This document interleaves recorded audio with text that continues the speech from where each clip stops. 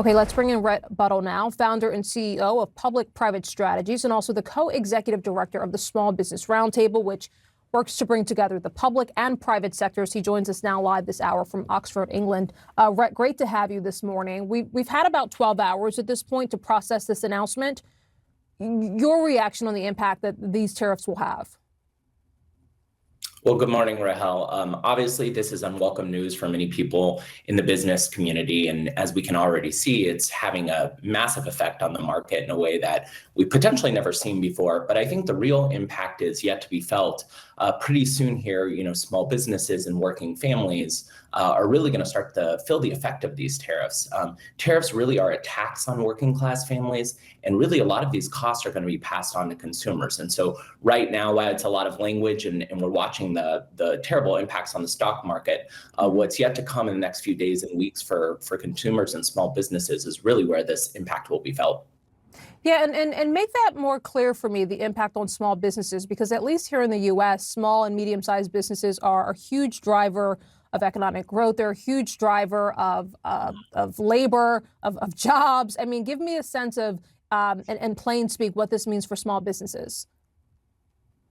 Yeah, look, small businesses employ half of all Americans. They create out 2 out of every 3 new jobs in our country.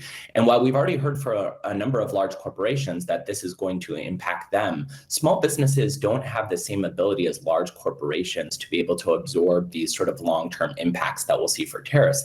And so for them, it makes the planning more difficult. And so they have to more immediately pass on a lot of these costs to their consumers. And so consumers who do day-to-day goods with Main Street businesses or small businesses, they will obviously feel it when they impact their products. But because of who small businesses employ and how they do their planning, there's a potential that it could also affect in employment.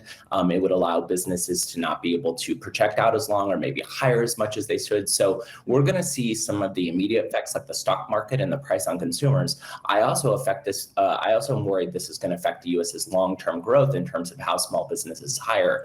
We're already seeing small businesses' confidence dip. For the last few years, we've seen a lot of small businesses grow and get started. This is not the sort of signal we want to send to the small business sector, which is really the job engine of America's job creation. And what areas would you expect to see this show up first in the form of higher prices? What sectors, what areas, and how soon? Yeah, I think most immediately we'll see it in the manufacturing sector. We've already seen some of it in autos, for example. There was a 20% tariff placed on imported autos, so some of that impact consumers will start to see. But we're going to see it on a lot of basic goods that folks buy, everything from consumer electronics, some sorts of alcohol, for example. So a lot of that will be passed on, in small businesses, but also directly to consumers who are out in the shores shopping. So this pretty soon here in the next few weeks, we'll start to see prices rise for consumers. And like I said, this is really more like a tax on consumers, really than a tool. As we move on and we start to see other countries retaliate to this tariff war, we could see other potential effects over the next few weeks and months. Yeah, right. I mean, just playing devil's advocate here, sort of humor me. Every industry sort of has a different profit margin on average. Some like groceries have thinner margins, others have larger margins. I mean, there are areas, right, where companies can theoretically absorb some of these higher costs. They don't have to pass them on to consumers. Do you expect that to happen? And what industries would you be watching perhaps for that to happen? Yeah, look, not all industries, will necessarily have to pass this on as a tax to consumers. Some have long-term planning in place. And for the most part, we'll see larger businesses be able to mitigate some of that risk. Because some of this is projected, some of them have already done the planning. And for a number of businesses, who have, different supply chains that are more oriented towards home, they may be able to ward off some of this. But eventually, the long-term impacts on the market are really going to affect all businesses.